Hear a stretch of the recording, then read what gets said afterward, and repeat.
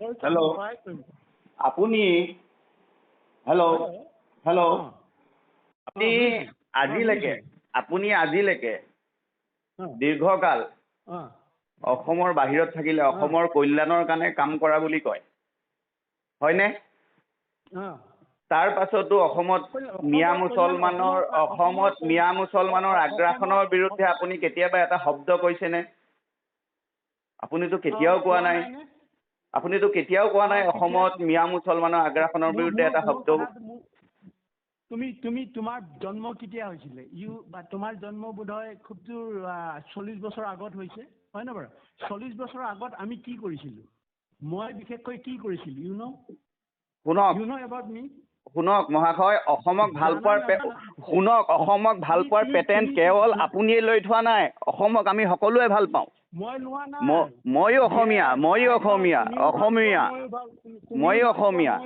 কিন্তু আপোনালোকে আজি দীৰ্ঘকাল ধৰি অসমৰ ওপৰত মিয়া মুছলমানৰ যোনটো আগ্ৰাসন হৈছে, আপোনালোকে কেতিয়াবা এটা শব্দ কৈছেনে?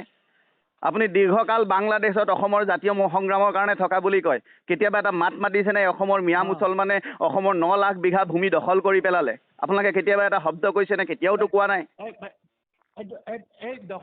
দখল কৰিবলৈ কোনে দিছে? এই যে পলিটিক্সিয়ানে দিছে। আমি দিছিলো নি দখল কৰিবলৈ? তেতিয়াহ'লে আপোনালোকে এটা শব্দও কিয় কোৱা নাই? আপুনি কেতিয়াও এটা শব্দও কিয় কোৱা নাই তেওঁলোকৰ বিৰুদ্ধে?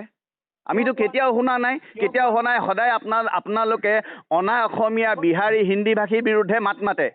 কেতিয়াবা মিয়া মুছলমানৰ বিৰুদ্ধে আগ্ৰাসনৰ বিৰুদ্ধে মাত মাতিছেনে? কেতিয়াওতো মাত নামাতাই। তুমি তেতিয়াহ'লে ঘূৰ মানে বিজেপি এই যে মিয়া মুছলমান কোনে আনিলে? ইণ্ডিয়া আনিলে। ভাৰতীয় ৰাজনীতি তোমাৰ বয়সত বহুত। তুমি শুনা, তোমাৰ পৰা চুটলিপি ল'বলৈ নাই। আৰু আপোনাৰ পৰাও আপুনি পৰেশ বৰুৱা হ'লেও মই আপোনাৰ পৰা চুটলিপিত নচলো। আপুনি খুব বেছি মোক 2টা গুলি মাৰিব। কি কৰিব তাতকে ওপৰত? আপুনি মোক 2টা গুলি মাৰিব। কিন্তু এনেকুৱা বহু হিন্দু মানুহ, অসমীয়া খিলঞ্জীয়া মানুহ জাগি গৈছে। তুমি স্বাধীনতা কৰা, তাৰপিছতে ইণ্ডিয়ানৰ মানে আপুনি যোনটো আজিলৈকে স্বাধীন অসমৰ কথা কয়, আপুনি স্বাধীন অসমৰ মানচিত্ৰ দিব পাৰিলে? মেপ এখন দিব পাৰিলে? কোনখন স্বাধীন অসম হ'ব? আপোনালোকে সদায় বৰ অসমৰ কথা কয়। কোনখন বৰ অসম হ'ব? বৰ অসমৰ লগত আজি মণিপুৰী থাকিব, মিজো থাকিব, নাগা থাকিব। ক'ত থাকিব? আপোনালোকে আজিলৈকে এখন মেপ দিব নোৱাৰিলে। আপোনালোকে সদায় কৈ আছে ইয়াণ্ডাবু সন্ধিৰ যোগেদি অসম ভাৰতৰ অংগ হৈছিল। অসম মহাভাৰতৰ দিনৰ পৰা ভাৰতৰ অংগ। তুমি হিষ্ট্ৰীটো আমাক দিব নালাগে। সত্যটো দিয়া। কোনখন মহাভাৰত? এইটো কাল্পনিক। কি কাল্পনিক হে? Mahabharata and Ramayana is not mythology, it is our proud history.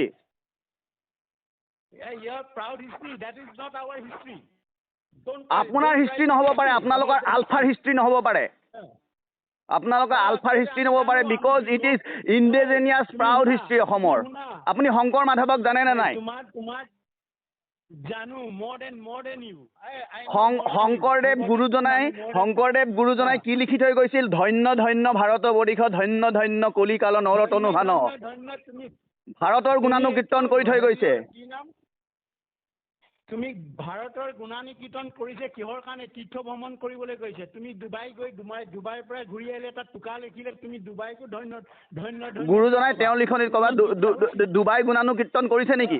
আৰবৰ গুণানুকীৰ্তন কৰিছে নেকি? আৰবত তুমি যদি এতিয়া যোৱা, তেতিয়া আৰবটো আছিলে জানো? তেতিয়া আৰবেই নাছিলে। তুমি জানা?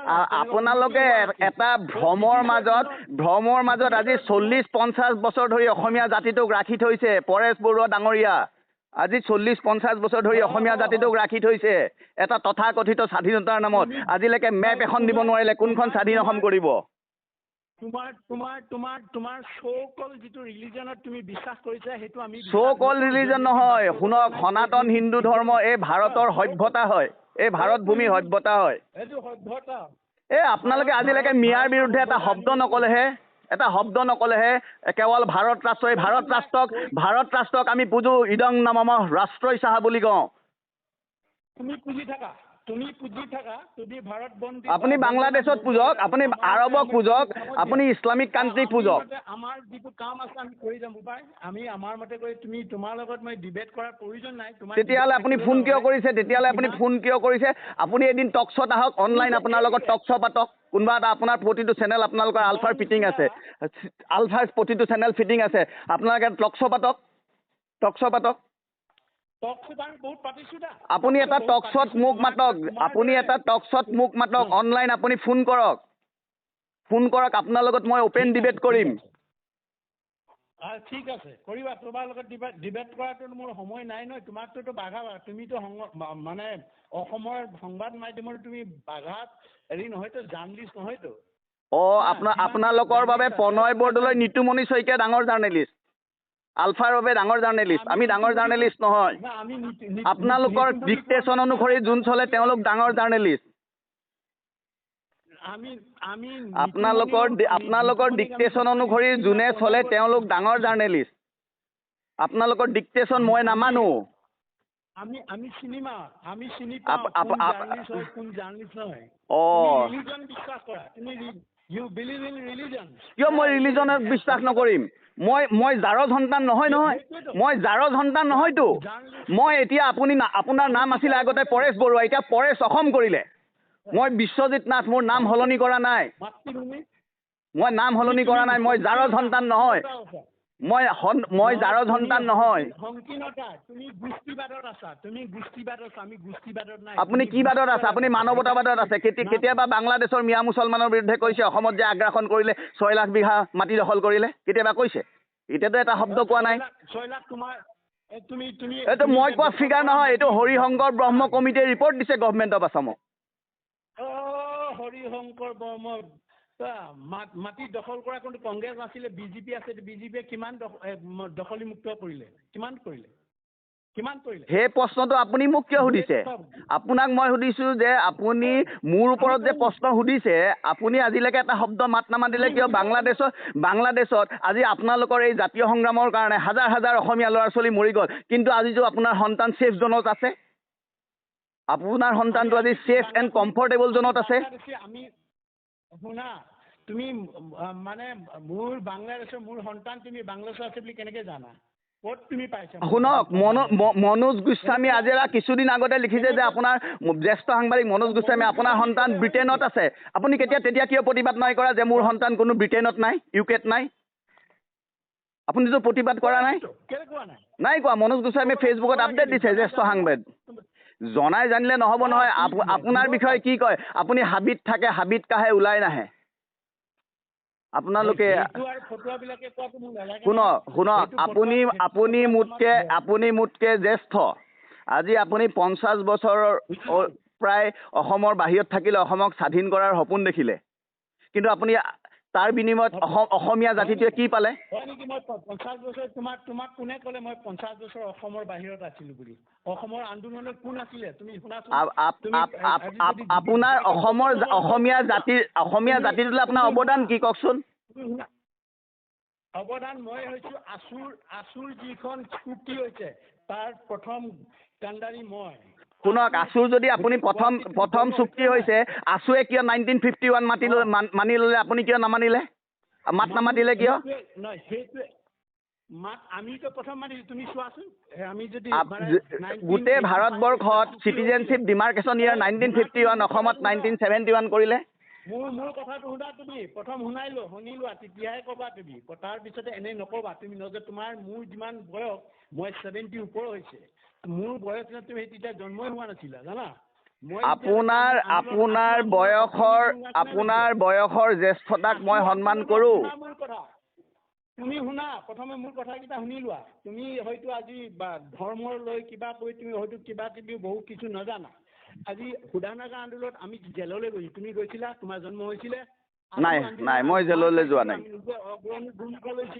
ভিগু যদি জীয়াই থকলে ভিগুৱে ক'লে প্ৰফুল্ল মহন্তৰ ওচৰলৈ যোৱা, একেটা হোষ্টেলতে মোক দিছিলে। এতিয়াও আছে, বহুত নেতা এতিয়াও আছে। সিহঁতি ক'ব আমাৰ কাৰণেই আজি আছুত জীয়াই আছিলে। আছো আমাৰ কাৰণে জীয়াই আছিল। আজি বিদেশী কৰি আছা, বিদেশীক ৰোধ কৰিবলৈতো আমি সংগ্ৰাম কৰিছিলোঁ, অগ্ৰণী ভূমিকা লৈছিলোঁ। আছো পলাই পত্তং দিছিলে। সেইকাৰণেতো মই আপোনালোকে ইমান দীৰ্ঘকাল সংগ্ৰাম কৰাৰ পাছত বিদেশী সমস্যাটো সমাধান কৰিব পাৰিলে?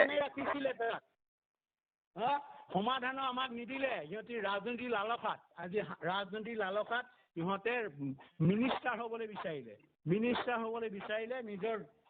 নিজৰ সম্পত্তি বঢ়াবলৈ বিচাৰিলে, নিজে নাম কমাবলৈ বিচাৰিলে। সেইটো কাৰণেতো অসমৰ মানুহক প্ৰতাৰণা কৰিলে। ঠিক আছে, সেইবিলাক তুমি জানিব লাগিব। শোধনাগাৰ কাৰ কাৰণে পায়? আজি শোধনাগাৰ আজি কেইবাটাৰ হ'ল, কাৰ কাৰণে? আমি আন্দোলন কৰি আমি জেল খাইছোঁ। ভাষা আন্দোলন, মাধ্যম আন্দোলন, আমিও মাৰ খাইছোঁ। কৰিছিলা তোমালোকে তেনেকুৱাবিলাক আহি যে যিটো ভাষাত কথা পাতিছা, সেই ভাষাটোৰ কাৰণে আমি জেললৈ যাব লগা হৈছে। যিবিলাক আজি সা সুবিধা পাইছে তাৰ কাৰণে আমি জেললৈ গৈছোঁ। আজি বিদেশী কৈ আছে, যি ইছ্যুটো উলিয়াইছে সেই ইছ্যুটোৰ কাৰণে আমি চব বাদ দিলোঁ। চাকৰি অইলৰ পৰা বাদ দিলোঁ, ONGCৰ পৰা বাদ দিলোঁ, মানে ৰেলৱেৰ পৰা বাদ দিটো সংগ্ৰাম কৰিছোঁ। তোমালোকে কি ত্যাগ কৰিলা কোৱাচোন? আমি যে 3টা বস্তুত ONGC, অইল ইণ্ডিয়া আৰু ৰেলত 3টা চাকৰি আপোনালোকে ত্যাগ কৰাৰ নামত আজি অসমখনৰ আপোনালোকে ত্যাগ কৰাৰ নামত আজি অসমৰ যে হাজাৰ ল'ৰা ছোৱালী ভৱিষ্যত অন্ধকাৰ হৈ গ'ল, হাজাৰ সম্ভাৱনাময় যুৱক যুৱতী যে মৰি গ'ল আপোনালোকৰ তথাকথিত আলফাৰ সংগ্ৰামৰ নামত মৰি যে গ'ল। সেই ল'ৰা ছোৱালীখিনিক বিদেশীৰ নামত শুনা তুমি সেই ল'ৰা ছোৱালীখিনি মাক দেউতাকৰ অভিশাপ আপোনালোকৰ গাত নালাগিবনে? শুনা, তোমালোকৰ 800 যে মৰিলে, 800 মানুহে যে মৰি আকৌ সেই দলটোৰ লগত তোমাৰ আজি বিজেপি কেলে মিতিৰালি কৰিছে? 800 ছাত্ৰ সন্থাৰ যিটো দৰিদ্ৰ AGP হৈছে তালৈ কিয় মিতিৰালি কৰিছে? তাক প্ৰথমে গালি পোৱা না। আন্দোলন কৰিবলৈ হ'লে বিদেশী আমি অসম চুক্তিক বিৰোধিতা কৰিছোঁ। আমি অসম চুক্তি বিৰোধিতা কৰিছোঁ। 1971 আমি বিৰোধিতা কৰিছোঁ।